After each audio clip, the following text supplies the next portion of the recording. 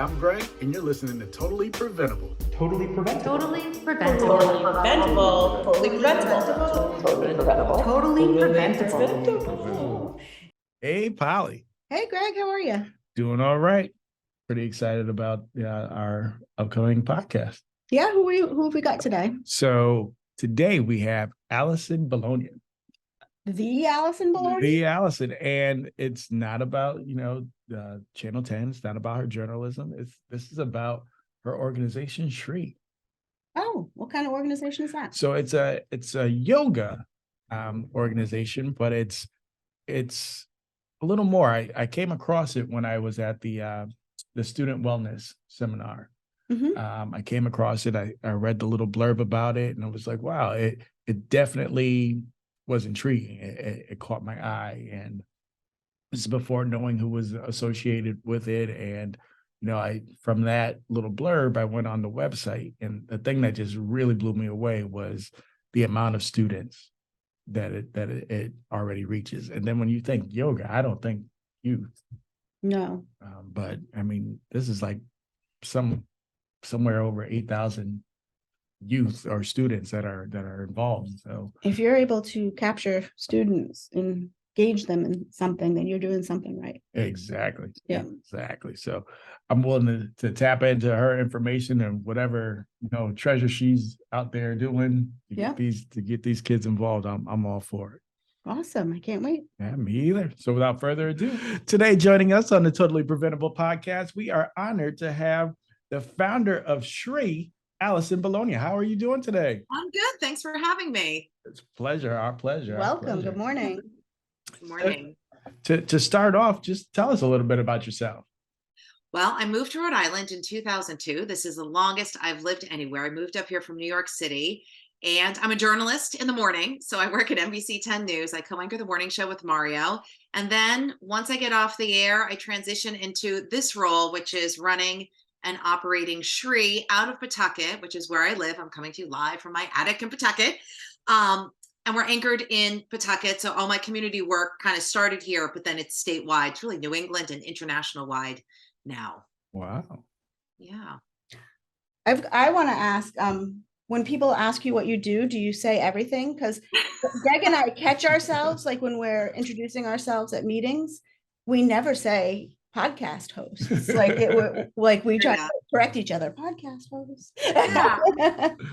I know a lot of people do a lot of different things now, which is nice. Technology has allowed us to do that. So yeah, I mean, I would say first and foremost, I moved to Rhode Island to expand my journalism career, and I love Channel 10. And then they let me do all this community outreach work. So Nice. I guess it's both social entrepreneur, journalist, a little bit of everything. But I'm really good at compartmentalizing so things stay in their lanes when they need to.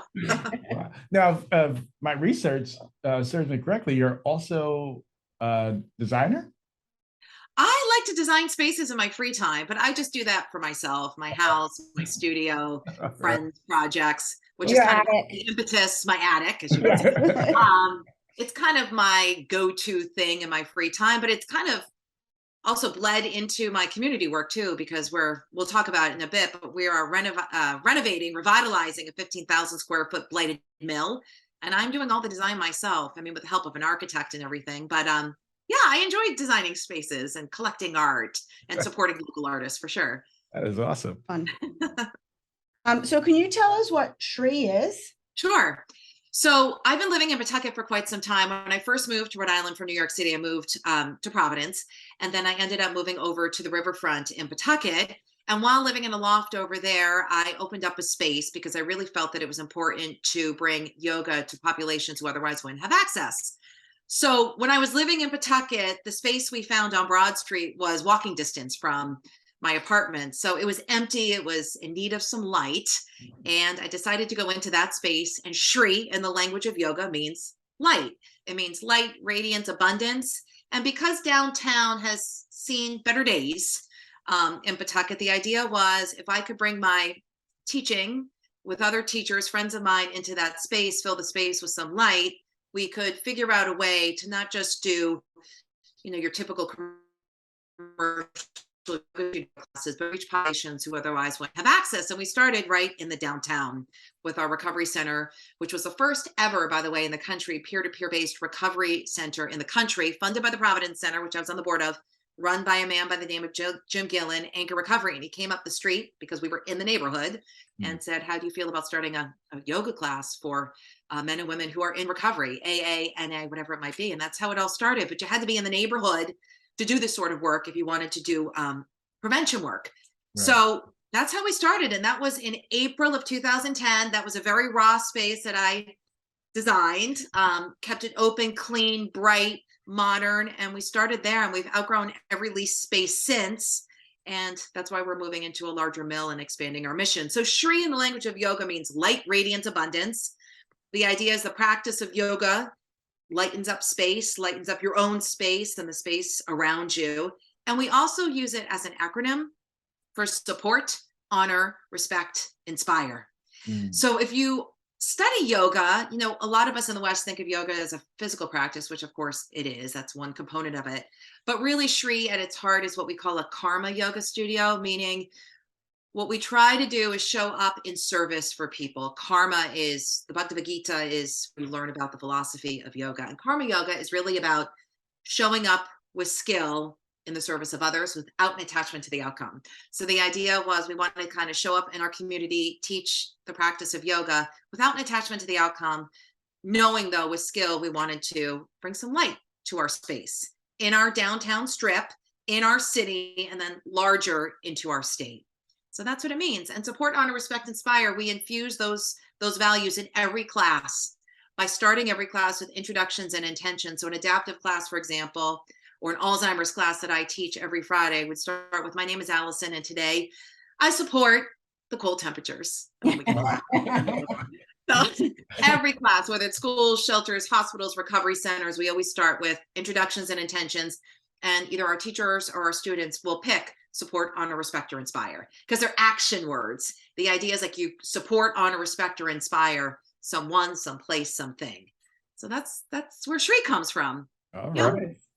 Prior to knowing that, I just knew the RI was something Rhode Island. I was like, okay, so that's funny. Seven Hills, Rhode Island, which is an agency we work with, they use Shri as an acronym, and some mail was coming to us. I'm like, is there another Shri? What's going on here? And that conversation led to a partnership with them. Okay.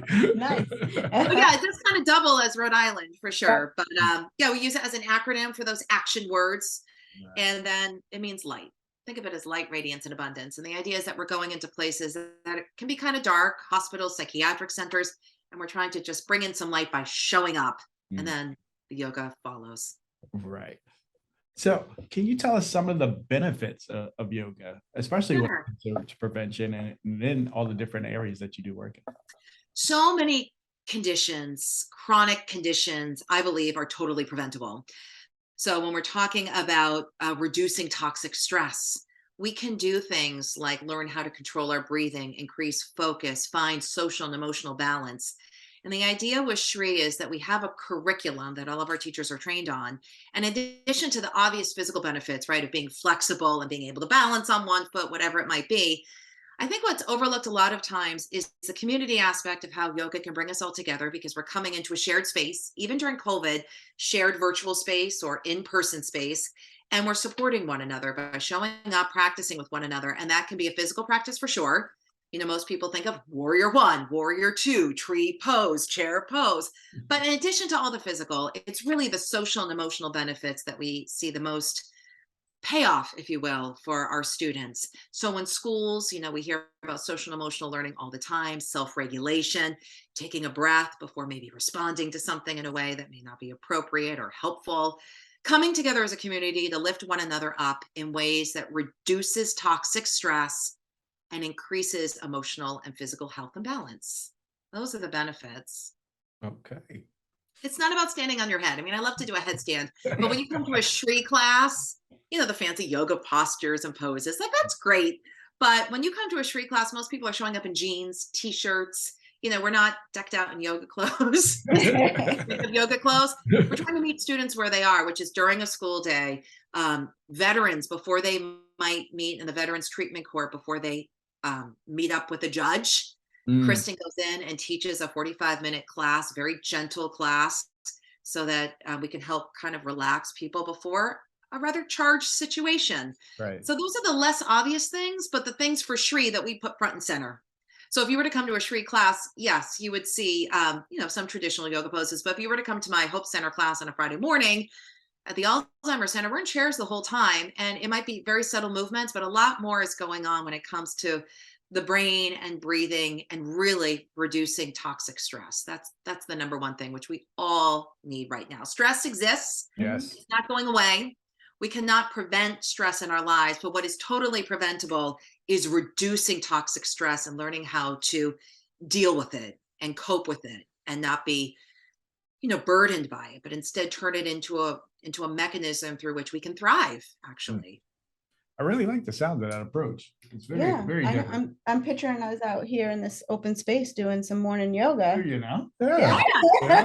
That was a fear of mine is always, when I think of yoga, I think of the traditional. I Right. think about the other aspects of it. And I thank you for putting that out. Well, it's been commercialized to the point where out west, you see very young people, for example, standing on their heads and doing really wild poses, which is great, but it doesn't fit everybody's practice. Right. And a yoga practice can be very still and silent in addition to very athletic at the same time. What we're trying to do at Shri is create kind of a comprehensive approach so that we can meet all students with the same values, but do it in a way that's approachable, fun, and a feeling of I can when people walk out of one of our classes, like, oh, I can do that. I can sit up taller. That's yoga. I can think before I speak, before saying something that might be harmful to someone. Like all of those are folded into more the intellectual and emotional practice of yoga. That's really what we focus on at Shri. A lot of our funders like to hear, we're reducing blood pressure and all of that, which is true.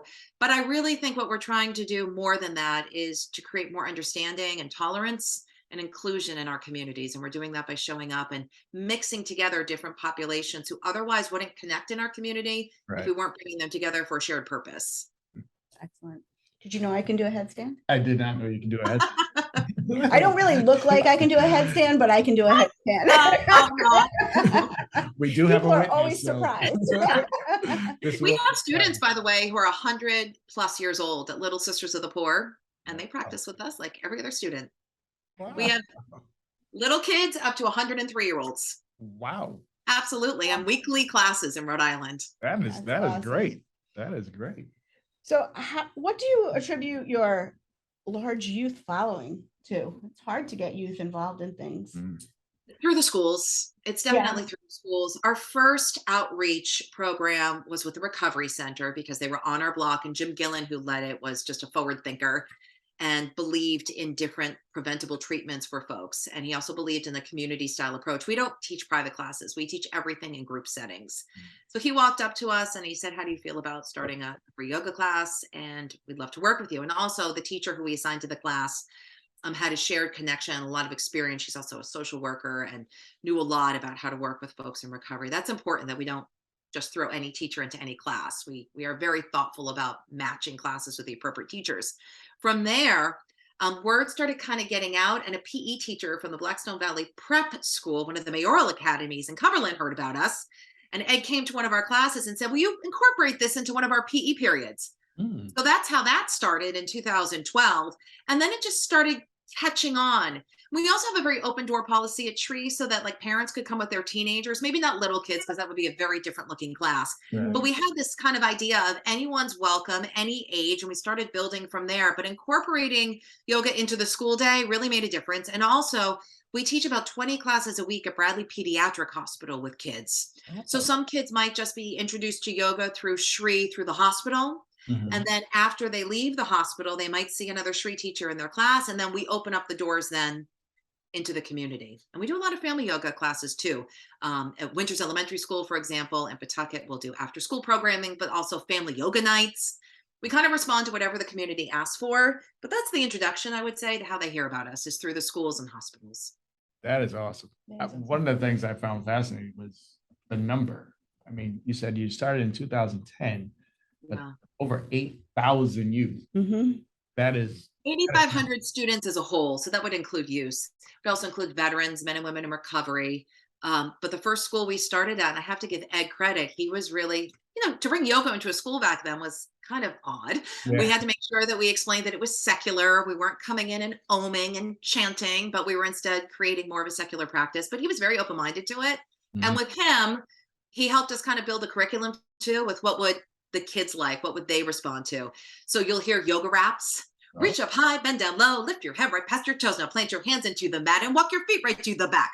So we started creating MC Allison. salutation. Not salutation, but we had the kids like rhyming with us. We do a lot of storytelling, and our approach is very playful, joyful. And I think that's one of the ways we were able, after getting into the hospitals and schools, listening to the kids responding, and then building this curriculum with music, and we call them Shri raps. You can call them whatever you want, but building ways to incorporate fun and play into the curriculum is really important, because you can really only measure the success of a program, right, based upon whether or not people come back. Right. And yoga is a practice.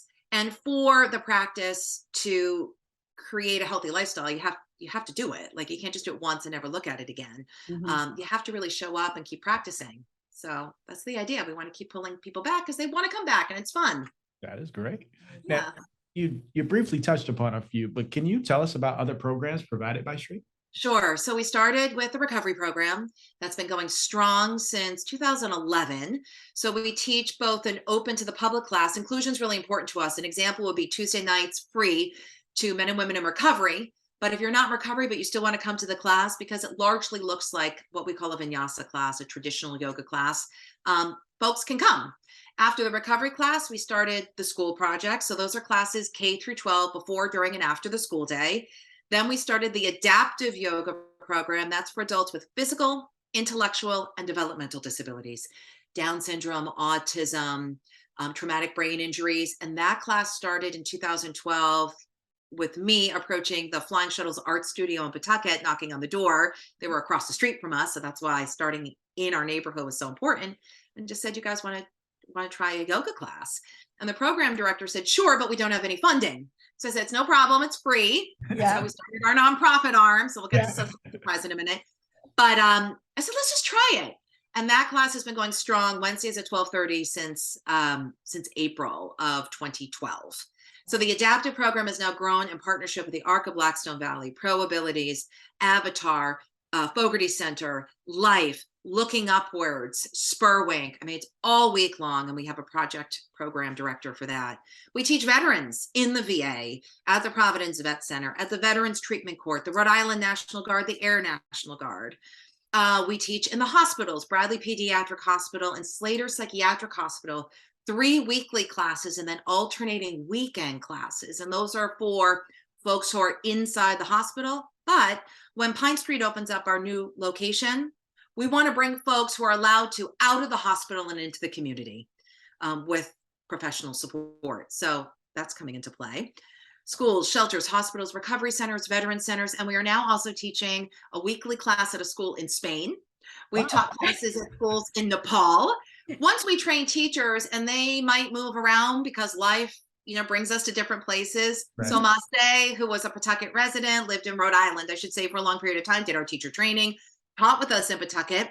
She and her husband moved to Spain. She's from Spain. And 2 months ago, she said, can I teach some Shri classes at my kid's school? So she's up and running. We sent her posters, curriculum materials. It's free to the school, and our nonprofit pays her for her teaching time. So we are teaching kind of everywhere right now. And we have more and more classes coming online with our new location opening up, LGBTQ classes. It keeps growing based upon who wants to teach what too. So when we have new trainees and they tell me, oh, I really want to teach at a refugee center, I say, tell me where and when, and let's make it happen. Okay. So that's how it comes about. Now, how intense is the training? What is the type of training? Sure. So we have teachers who come to us already certified at a 200 or 500 hour level, or not. You don't have to be an already certified yoga teacher to train with us. It's 80 hours. I run it in partnership with rotating Shri teachers, because each project, military, adaptive, schools, each has a project leader, and then they are then in turn mentoring new teachers. So our 80-hour training used to be 3 weekends, 8 to 6, Saturday, Sunday, and we'd have social workers join us, folks who might be retired, who like yoga, practice yoga, did a class with us, then wanted to teach. We also have adaptive students turned adaptive teachers who are sponsored by our nonprofit and supported by our project leader and their direct service professionals. During COVID, we decided to condense it into a Friday, Saturday, Sunday over 2 weekends instead of a Saturday, Sunday. So it comprises 80 hours though, because it's very intense. There are long days that go into best practices, sample classes, meet and greet with students and executive directors. It breaks down the curriculum and then it follows with an apprenticeship program. So what that means is once we get through the weekends, then trainees are paired with project leaders and senior teachers, and they go into Slater Hospital with us, and they go into Winters Elementary, and they come to my adaptive class, and they learn in real time in a really practical way with our curriculum.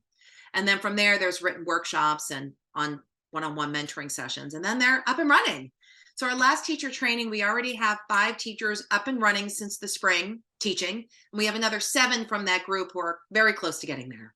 So it's an intense program, but the idea is that we're all trained on the Shri values, the rhythm building components of our curriculum. We have a philosophy that rhythm, getting in tune with your breath, the rhythm of your body, how you connect with your community is how you decrease toxic stress. If you've been experiencing or experienced trauma, you lose rhythm, right? So we're trying to build rhythm back into the practice. And that also means that all of our teachers are trained in certain language modalities so that we're not triggering students. I mean, you can't avoid every trigger, obviously, but we do our best to try, because something like that, totally preventable. We also are really mindful about making sure that we try never to cancel classes so that we are consistent for our partners. So if I'm the main teacher for a particular class, I'll have 2 Shri trained teachers with me who can sub for me. Right. Mhm. And they're speaking the same language as me, and they're familiar to my group. So Janice is my main sub for the Hope Alzheimer's Center. So if I'm not there, they recognize Janice. So it's not like, who is this strange person, which can cause stress. And Janice will go in with, reach up high and bend down low and lift your head right past your toes, right? So they're used to a lot of the curriculum components as well as the people delivering them. So that's what the training involves. It's not to suppress creative expression, because all of our teachers have all kinds of wonderful gifts that they bring to it. And creative expression is encouraged. But we want some consistency with each class so that it's a program, right? It's a program that everybody's trained on and it's consistent from teacher to teacher. We have a whole software system on the back end where all of our classes are tracked by attendance, class notes, funding. It's really easy to use too. It takes a teacher 5 minutes after a class to log number of students and class notes and how they align with the curriculum. That way, if I have a sub, for example, next week, Janice can see what I did the week before. Right. We're able to run reports really quickly. And the administrators from all our partner agencies love that, because we can say, actually, Slater Hospital just asked this week, can you remind us, because I want to give a report to the State House, how many classes did we pay for and how many did Shri fund? And we were able to say we funded over 300 classes last year. So the State House loves that, Right. because it's kind of the matching model. It's engagement, right? We're each engaged in the productivity of a program, and we're both into it, which is Right. important, I think, on the back end too. Wow. I know that consistency must really be It's beneficial. really important. Yeah. It's really important. Because yoga's great, but if you have like a program that's on and off, it's not going to have the same benefit. And we're trying to build relationships too with our community partners, right? It's about showing up, spending time with one another. Yoga is kind of the mechanism for creating that space. We teach mostly in circles, creating those sharing circles. And if it's spotty, it doesn't really have an impact. It's Right. not effective. Right. You want that connection. Yeah, you really do. And these students, like I've had the same students for 10 years. Mm. But we paid attention to, like, my dog got older in those 10 years. Like, where's Betty? Where's Basil? Like, our families, especially like during the holidays, during COVID, we had what we called a phone tree. We were picking up the phone and with permission, calling agencies, students, sending out letters so that people felt a connection. Really, yoga means yoke, to connect. So we're really just trying to show up and connect with one another. Okay. Hmm. Did not know that. No. Yoke. Yoga, yoke. Yep. All right. Union. Union. I've heard you use the term social enterprise a couple times. Sure. Can you explain that? Absolutely. So social enterprise is a way of building out an organization on the back end that's sustainable and has social impact. So it can be a for-profit, it could be a nonprofit, it could be a hybrid. We're a hybrid. We have two arms. When I started Shri, I just opened up the doors. And then when I realized, as we were partnering with other nonprofit organizations who may not have budgets to support even a low-cost class, that's when we decided we wanted to start our own nonprofit so that we could still pay teachers. It would be at a reduced rate because it's charitable, but we'd be able to offer the classes for free to the community. And by free, I mean, it's not only free to the students attending, but it's also free to the agency through which they're coming. So more than 100 classes we fund a month are completely free to the community, to the students, and to the agencies to which they belong. And the idea is also kind of measuring social impact. If we're doing this work and the community says they support it, well, come to a fundraiser once a year and support the teachers who are supporting the larger community. So we started just with a fundraiser in 2012 to see if the community would show up to support free programming. They did. Mm-hmm. And that's when we built out the social enterprise so that we could have this nonprofit arm that could then self-fund programs, because we wanted to be able to keep programs going but still pay teachers. We do have volunteer opportunities for folks who may, in our new location, want to work the front desk for an hour and greet students, help us at a fundraiser. But I felt very strongly that our teachers should be paid for their time because they invested in a training, they are skilled, and they should feel valued in that way. So you're not going to be a millionaire teaching at Shri, but you'll definitely be compensated in a fair way above, by the way, minimum wage for your time. Mm-hmm. And that's also how we retain teachers and sustain the organization. But we also look for other organizations to support us too. So if an organization does have funding, then they may pay us, the studio side, a flat rate for a low-cost class. Mm-hmm. So still, a student will, when you break out the math, a student, if the agency is paying for the class, the student will still be coming for free. But the agency might be sponsoring that student, and it comes out to like $2 for an hour class. An average class in the community is $15, $18, $20. Mm-hmm. So it's either low cost or free is how we set it up. But our nonprofit is the arm that then kind of built this hybrid so that we could really continue to give in the community in a truly charitable way. And I am not a paid executive director. We do have a development director who we pay a stipend, but other than her stipend, every dollar raised funds a free class. That's it. Huge. The model is that clean and simple. And all the expenses are on the studio end. So rent, insurance, and then the studio gets reimbursed at a reduced rate to pay the bookkeeper, to pay our operations director, et cetera. But every dollar on the nonprofit end supports free classes to the community at large. So social enterprise, social impact, but in a sustainable way. So that's how we built it. And I built it off of a lot of research off of other models in other places. And one of them being Peace Love Studios, which had a for-profit and a nonprofit arm, just to figure out ways to make it more modern too, as well. And the for-profit arm is where our Shri Bark is under, and then it gives back to the nonprofit. So that's another piece of social enterprise too. Building, scaling in different ways that are socially responsible with impact. That is, wow. Yeah. Right? This model took time to develop. I want to be clear. We're 12 years into this. It wasn't like it just came overnight, but I have a lot of really good mentoring is really important. I had a lot of advisors who I talked to. We worked with IRS agents and other nonprofit leaders, but I felt very strongly that we wanted to have a strong charitable impact, but we wanted to do it in a more modern way. Right. And this is the way we decided to do it, was through a social enterprise. Wow. Now, coming from a development background, for the donors, knowing that every dollar goes towards what they want their money to go towards, to 70 cents of my dollars going to operations and things. Right.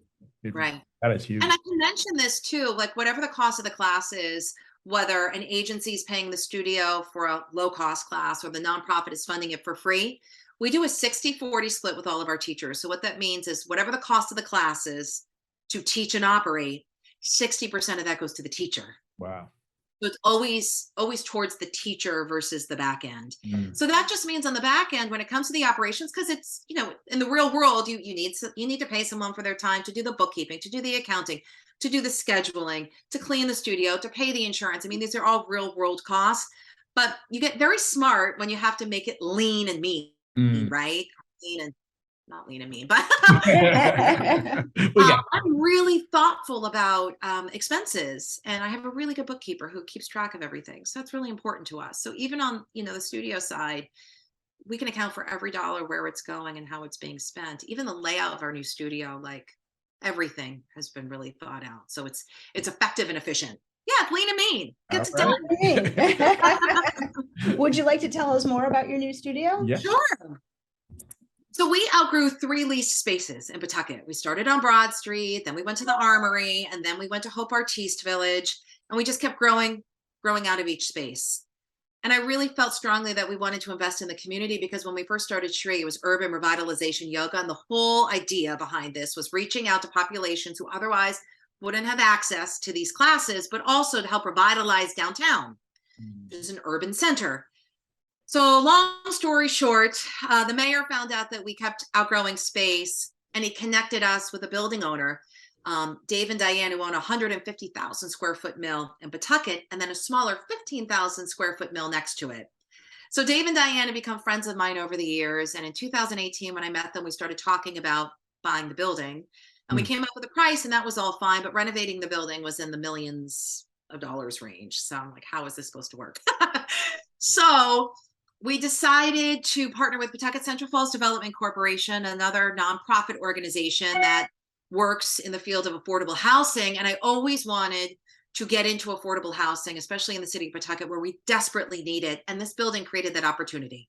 So it's a 15,000 square foot mill, about a block and a half away from where the new MBTA commuter rail's coming in. And the trains are supposed to start running in January. So that means veterans, adults with disabilities who don't drive but do use the bus service will be able to get to us from all over the state, which is really important to us.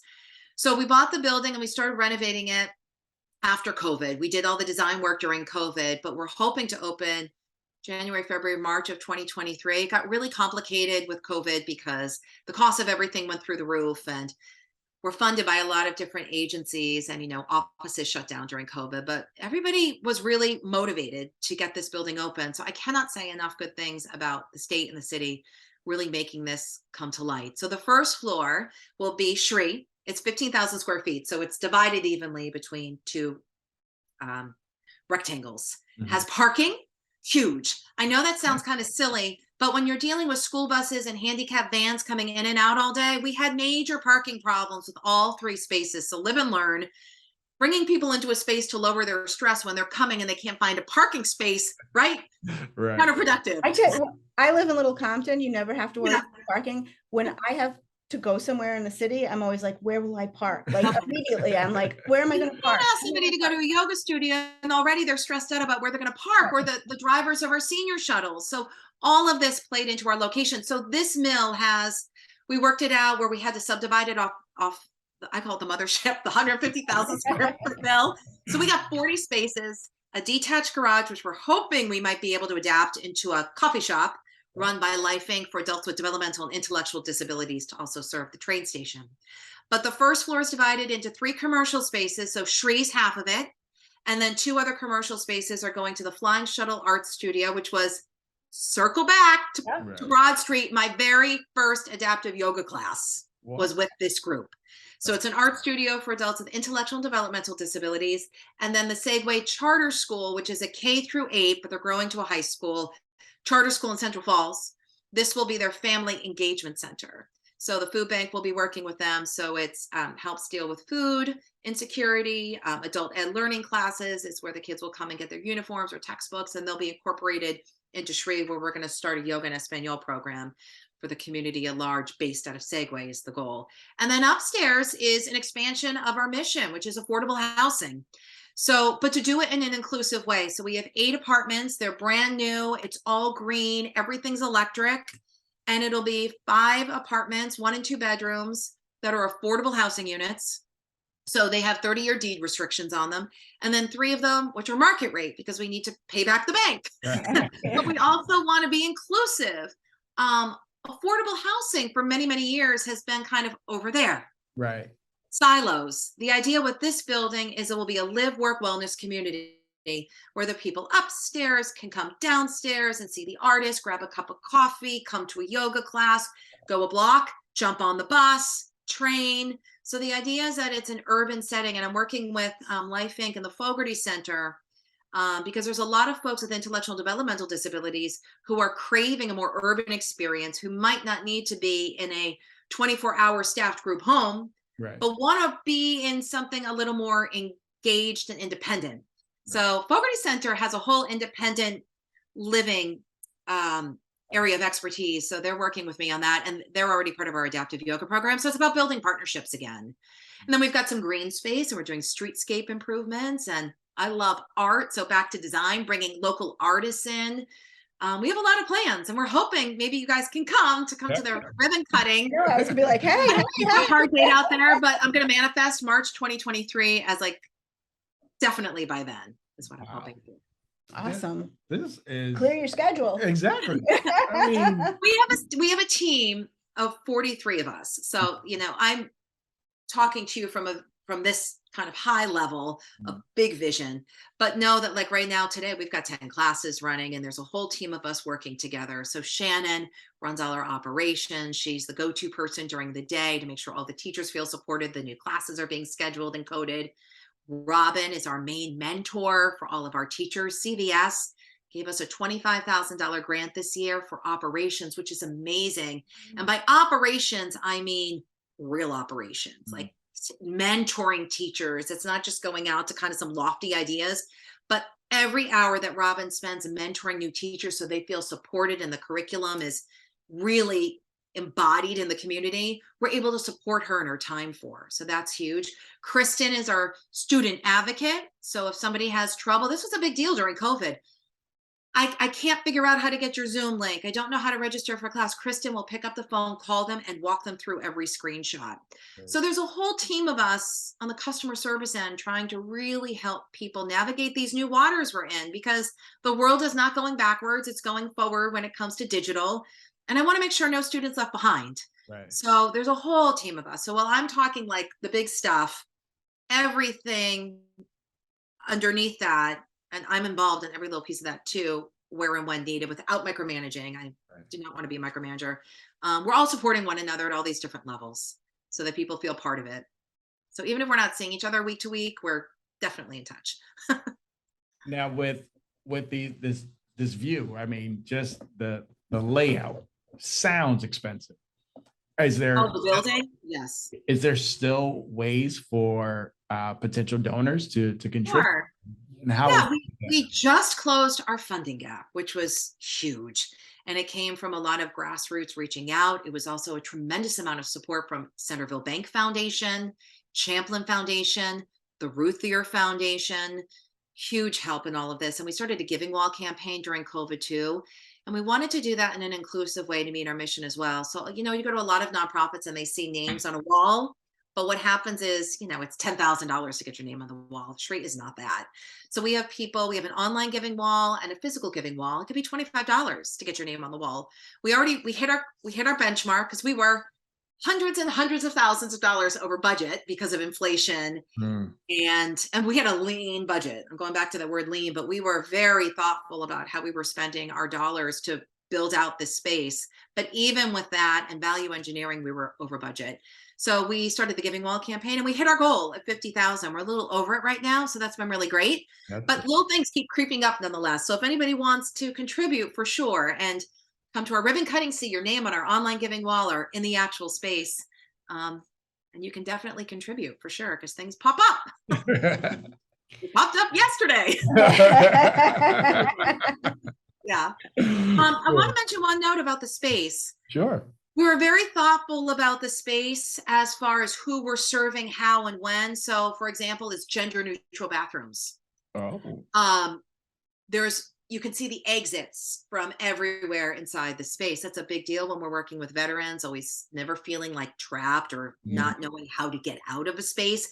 All kind of the modalities through which best practices that we teach in our curriculum.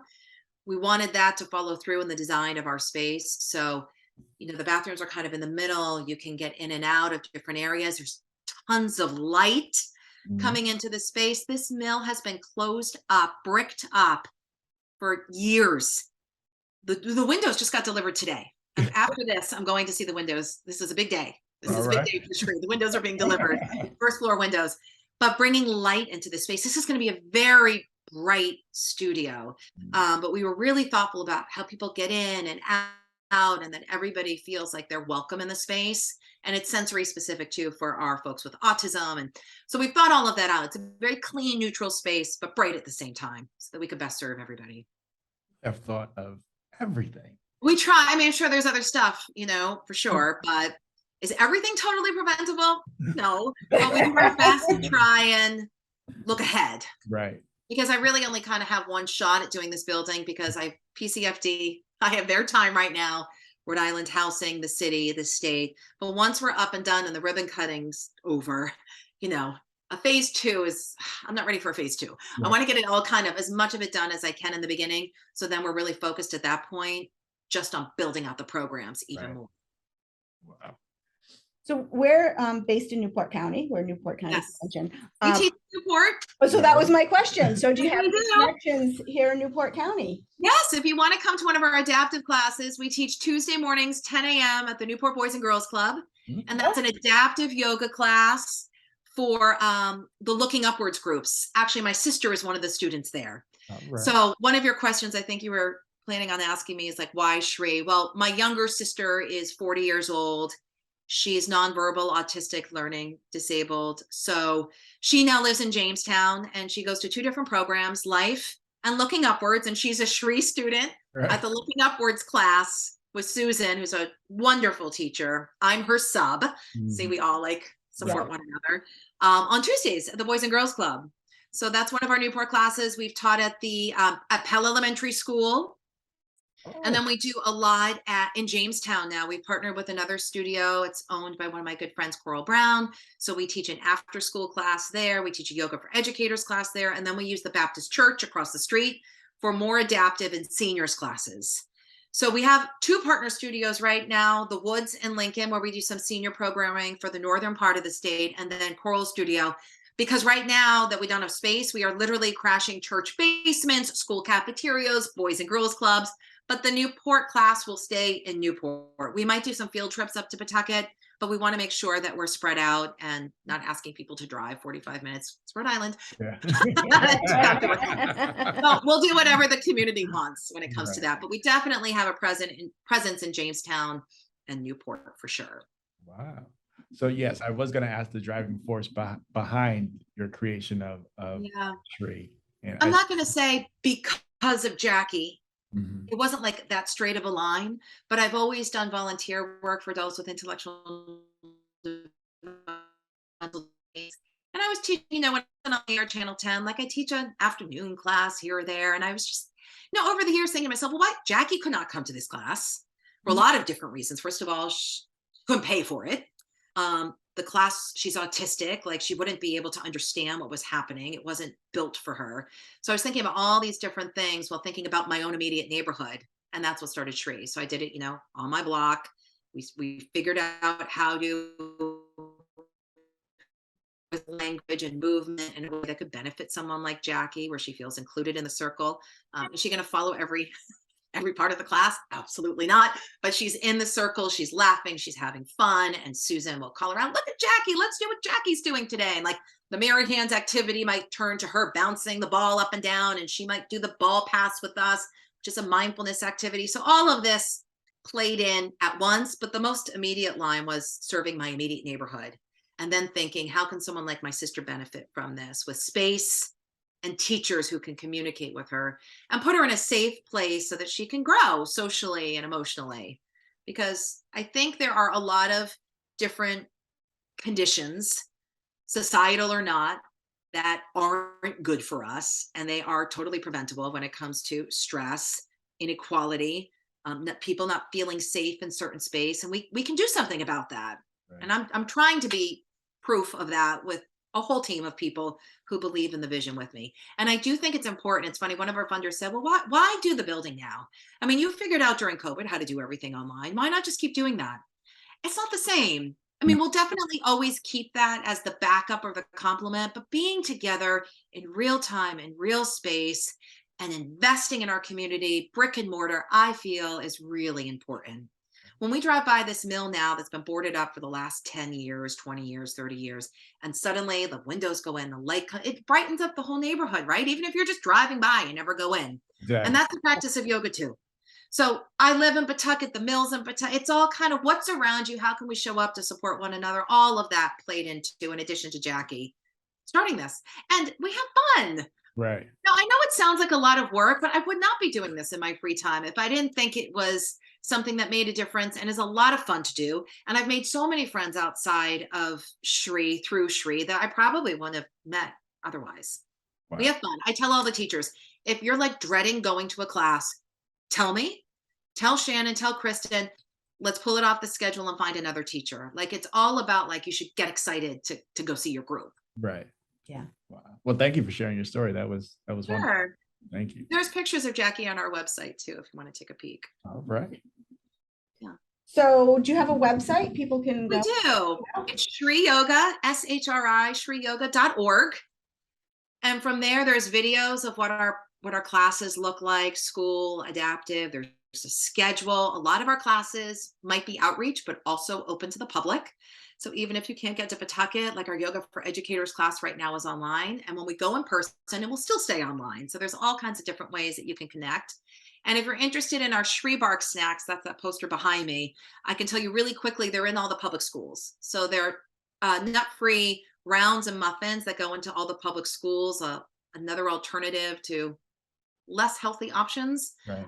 And we partner with all the food service providers in the state to bring the snacks into the schools, and they have yoga poses on the labels with positive sayings. So the Shri Bark is another website. You can get to it through the yoga website, but that is shribarksnacks.com. So if you're listening and you're in a local school and you want us as part of your breakfast or lunch program, we can help with that. But portions of the proceeds from our snack sales help fund our nonprofit. That's another social enterprise piece. Awesome. Terrific.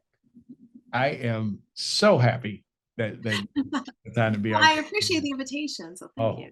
Yeah, we will be looking for our invitation for the ribbon cutting for sure. I'm going to go put it on my calendar now.